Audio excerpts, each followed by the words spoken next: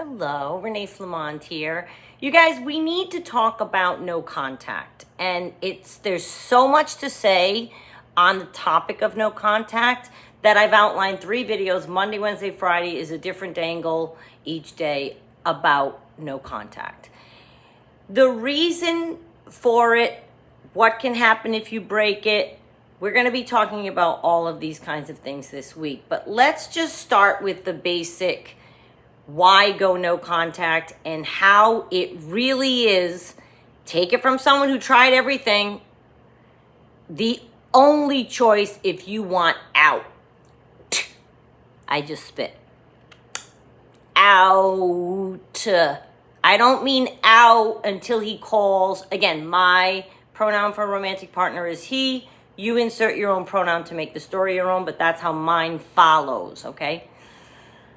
Even if you want him to call you back, but you're kind of doing no contact, but you're hoping I'm talking when you want out forever, period.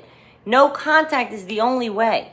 There's many reasons for this. They prefer to keep you on the bench as a bench warmer, okay? So if I never cut mine off and made it stop, he'd still be coming around here once a month thinking that was okay. And then calling upon me if he's fighting with his new supply, which is by now could be his old supply. I have no idea, right? I cut off the no contact and made it stick because it is the only way if you really want out. When you've decided this person you're looking at, you're like, ew, okay? No contact is it. You can't. I tried medium contact. I tried light contact. I tried everything in between because there's a range, right? You can block them, but you're still listening to their voicemail because they can still leave you one.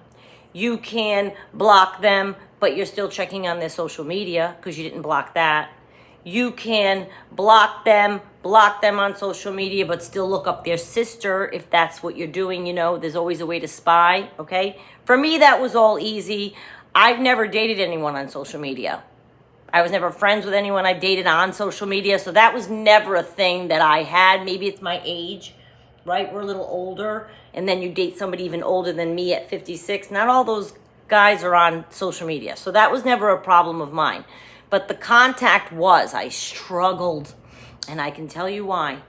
Yesterday I was driving around, and I was having a very peaceful day, and I thought about somebody recently who broke no contact. And I know the reason that you break. There's lots of reasons, but you have a last word to get in. You want to get closure. You want to put all your feelings on the table. Maybe one last shot will help you.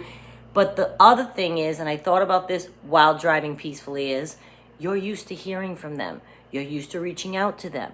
You're used to talking with them every day. You're used to a good morning, a good night. You think in your head, how would my day go if I didn't have I don't have a person. And that's what I was thinking on my peaceful drive.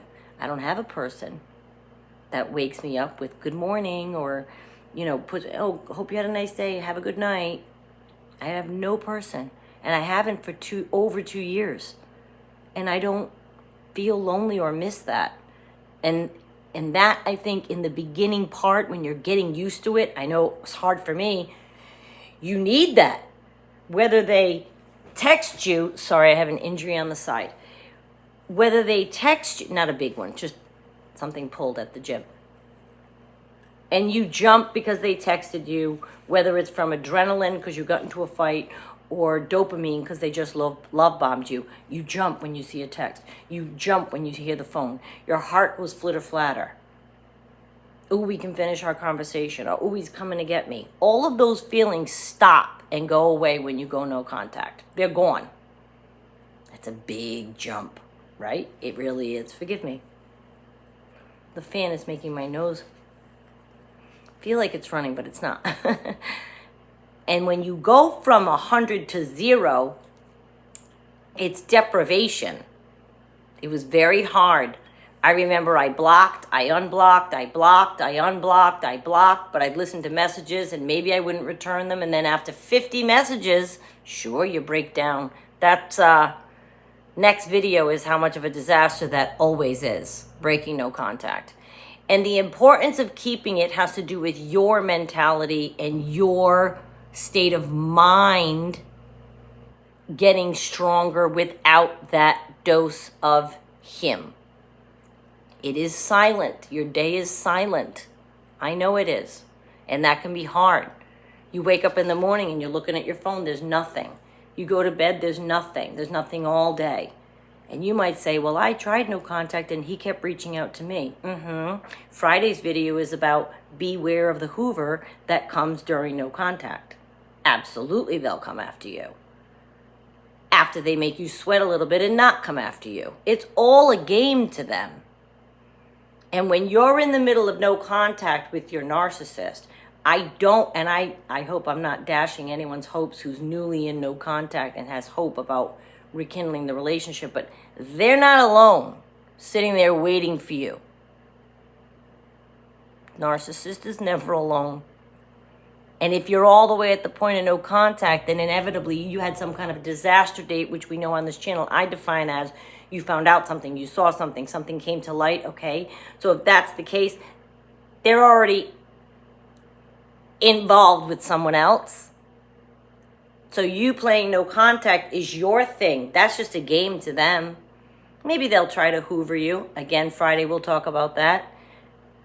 If they have a problem with their new supply. But I don't want you thinking while you're toiling and working and really hunkering down to maintain no contact that they're sweating it at all. They're not. They're not. And they're going to try to break you down by leaving you a ton of messages, and you may even break down. And then you'll quickly see why no contact is the way to go. I look at it like this. Here's a line. Here was you before the narcissist, and now you're in this relationship, right? No contact is a very big hump you have to get over. And then it'll be smooth sailing for the rest of time if you so do the work and watch out for yourself. It is a very difficult hump. I understand that. But it is the only choice if you want out. And not only should you stop the no contact if you want out. I don't tell anyone to leave. But if you want out, stop the social media, stop the no contact, stop trying to reach out to friends and find out who they are. I never had that either because we don't have any friends in common, so that part was easy. But you also have to stop thinking about what it was like when they were contacting you. Sounds easier than it is, I know. Meaning like every day you're waking up. Try to engage in something else. Call somebody else. Make it a habit to call your mother every morning, your friend, your cousin, your brother. Go out for a walk in the morning, like if that good morning text is what's keeping you. But do not hold on to it with the hope of rekindling the relationship because you can't stand the hump of no contact. It is hard. That's why people count it. You'll see people all through my audience. 4 months no contact. Let me know in the comments how long you are. Oh, I just broke no contact. I was going through all the first 8 months of this channel. I was contact, no contact, talked about breaking contact, talked about being hoovered. It's all part of the ending of it. But if you want out, I didn't finish my thought from a minute ago. Not only is it social media and you not contacting them, it's putting a nail in the coffin so that they don't want to contact you. I did not leave it friendly. I did not leave it invitational for you. Oh, yeah, we'll keep in touch. No, I said and did things that assured I knew he was never going to call me again, like try to talk to his new supply and tell her that he had been coming here every month for a year. And she's thinking she's his girlfriend. I thought that might be something a fellow woman in her 50s might want to know. I knew he was never going to call me after that. But it took me a year. No, I don't remember now. I'm losing track of time.